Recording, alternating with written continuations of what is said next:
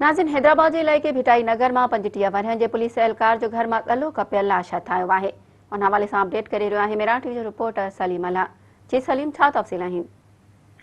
जी भिटाई नगर वारे इलाइक़े में घर अंदरां लाश मिलियो आहे जंहिंजी सुञाणप 35 वरहनि जे अमन शाह तौर ते थी आहे। ही भिटाई नगर थाणे जो पुलिस एहलकार आहे ऐं पुलिस जो चवणु आहे त अमन शाह जो जेको गलो आहे उहो कपियल आहे। लाश सिविल अस्पताल हैदराबाद मुंतकिल कयो वियो आहे जिते ज़रूरी कार्रवाई कई पई वञे।